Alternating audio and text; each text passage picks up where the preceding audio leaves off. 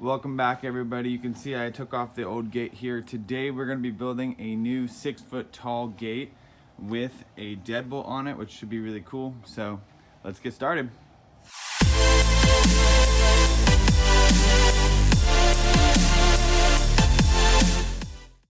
Okay, so as you guys can see, the retaining wall is leaning over a lot. So what we're going to do, before they have the gate right on the retaining wall, but that's not going to work for us because the whole gate will be like this.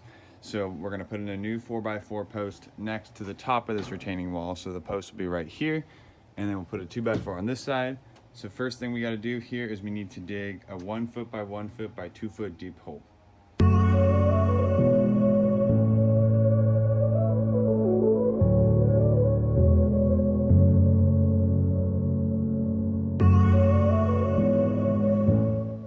Okay, literally my last hand shovel scoop. Look what I just discovered.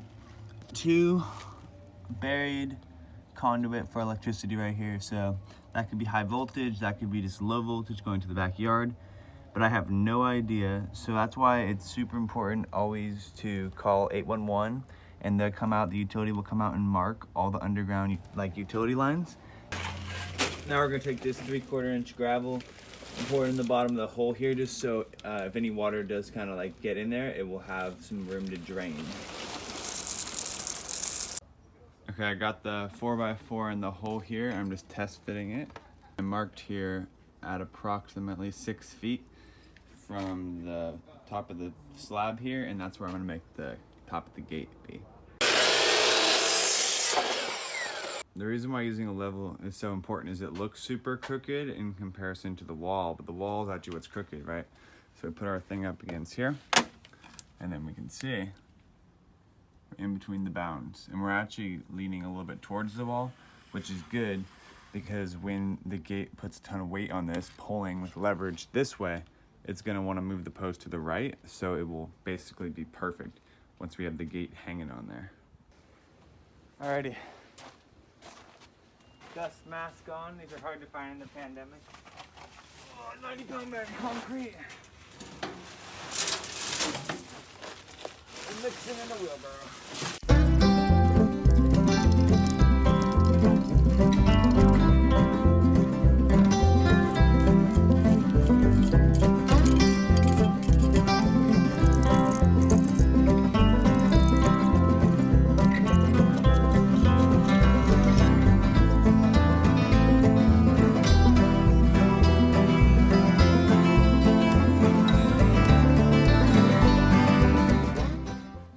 Now that I have my post here, I need to figure out what my rough opening is going to be. So we're going to have this slap in the wall here, and the gate's going to go between these 2 points. So I'm going to measure, I'm going to take the smallest measurement.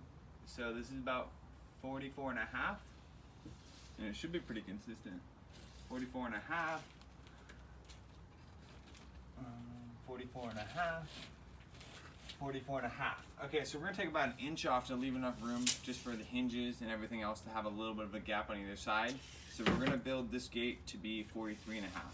So we'll have about 1/2 inch on either side of gap. So we'll make a mark here at 43 and a half.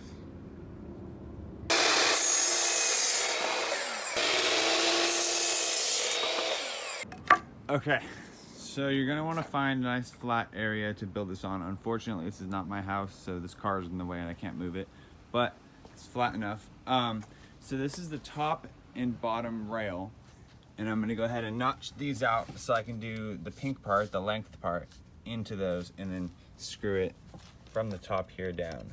Before I cut this board, the tall board, I wanted to draw the notch here on the top rail and just see, so this is 1.5 and this is 3.5, and that's because those are the actual dimensions of a 2x4. So as you can see, 3.5, it's not actually 4. So I'm gonna draw out all my notches, and then this board is gonna go inside of there, right? So when I'm calculating how long I need this board to be, I need to consider this much added on top of it. So I always like to cut it this way first, and then cut it the other way, and then we'll probably have to cut the rest by hand or with the Sawzall, because the saw only cuts so far through.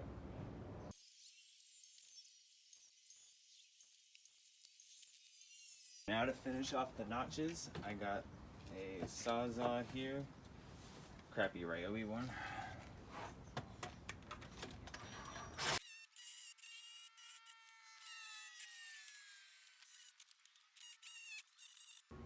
We have everything for the gate frame here cut besides the crossbar. We'll do that once we have it all screwed together. But before we screw it together, I'm just gonna go ahead and pre-drill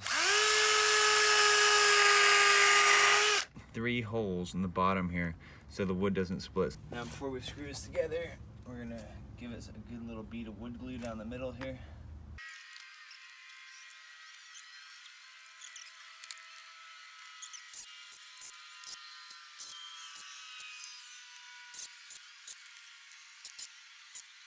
The easiest way to do this is just to put it under here and then get it pretty decent looking and then just trace. Make that cut. There we go. That fits like a glove. Okay, so I just went ahead and wood glued this in just to hold it, and there's not really a great way to screw this into here besides a long screw like that and just sink it in a little bit. So I think this is like a 3-inch or 3.5-inch screw on there. Definitely pre-drill this.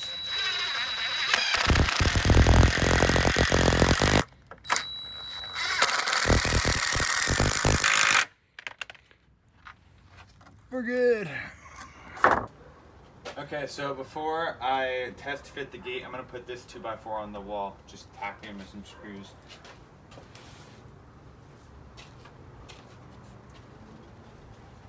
Okay, so now I'm just testing, see if it fits. Looks pretty good. Okay, so the reason why this gate's more challenging than most is the owner wants to do this, like a keypad, so it's a deadbolt and then a handle. So, I mean, a 2x4 is a similar thickness to this. 2x4 is 1.5 inches. This is like 1 3/4 inches. So I think we could do it. And that's all we're gonna do for today. We got the gate framed. We got the post in. We have to let that dry. I'm not sure how long this takes to dry. I'm gonna look it up when I go home. Hopefully not more than 1 day though. And then we also got that tacked on the wall and it's all looking pretty good. I'll see you guys back here tomorrow. Change of plans. We gotta use a 2x6 here for the lock. When I was in the Home Depot and I was buying this Ryobi door template, like so you know how to drill it, I realized that this 2x4, even as is not wide enough. Like half of the lock is gonna be barely falling off. So what we're gonna have to do is we're gonna change this 2x4 on the lock side to a 2x6. That way we'll have plenty of room for the lock.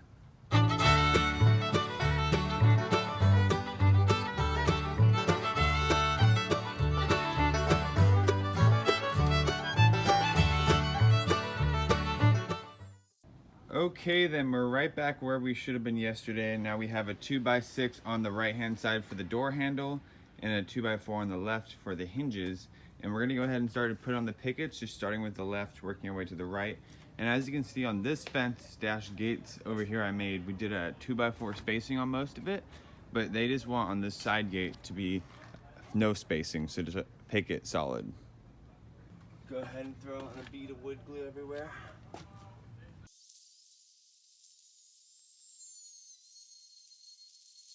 To actually secure the pickets to the gate here, I'm using 1.5 inch staples and a little electric staple gun. I'm just gonna staple the top and bottom rail and then that cross beam.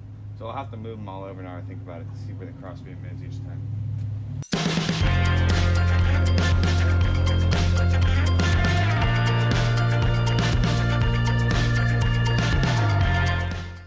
Okay, here we go. And if you're wondering if I just like got lucky or if I perfectly measured still to have a majority of the 2x6 left over, I just got completely lucky.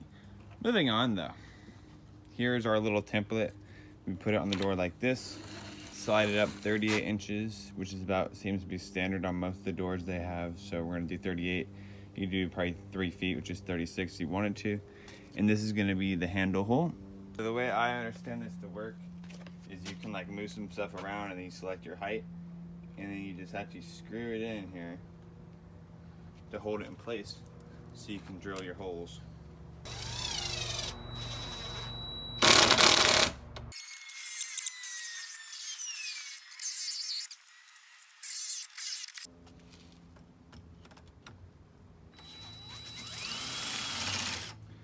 now we just take this other drill bit.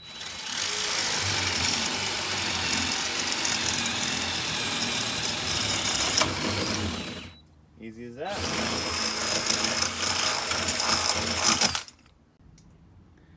We got ourselves a pretty good looking door hole right there. So now this is gonna be like the handle hole, right? So now we're gonna take this guy and slide it up 5.5 inches, which is kind of also standard. And this will be our deadbolt hole here.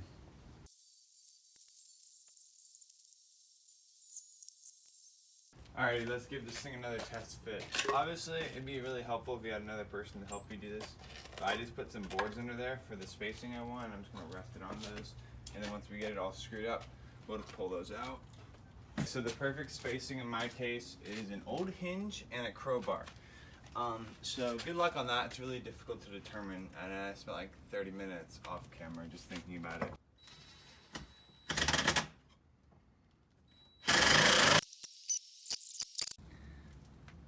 Alrighty, both hinges are on here. Moment of truth. I already can tell it's sagging because look how it's hitting there, and then it's not at the bottom. And it won't be too bad. I bet you it closes, yeah, but it still hits. So what we'll do for that is we'll take these back off and we'll bring this hinge a little bit this way to help pull up the top a little bit there. Okay, that small adjustment, we already can see the gap is more equal now. Okay, opens all the way. Looks good, besides the wood glue. Perfect.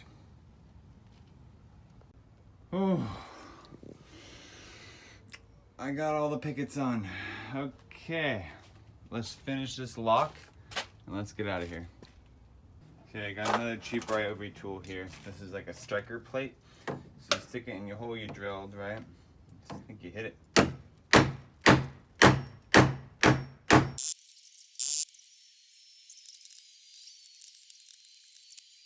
Go ahead and put this in here. It's not gonna be perfectly flush, but that's okay because it's a gate. Look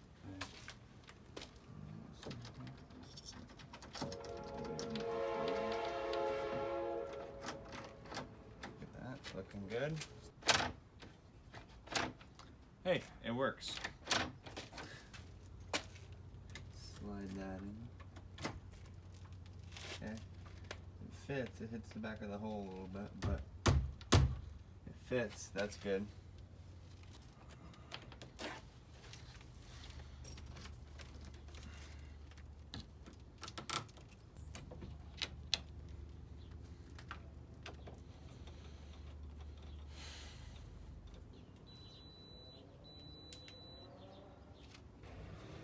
Let's try out the code here.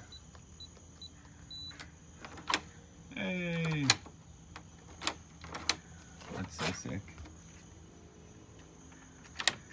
I don't know why everyone doesn't have one of these on their gate then, if it's that easy. Last thing we gotta do here is put it in the plates where these will go into. So the way I'm gonna do that is I'm just gonna try to mark it.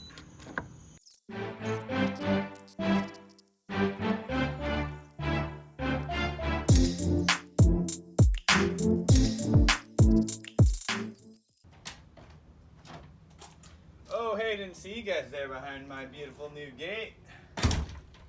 No, but really, check this thing out. I mean, it turned out perfectly. You got fully functioning door handle on here, both sides, fully functioning deadbolt, fully functioning strike plates.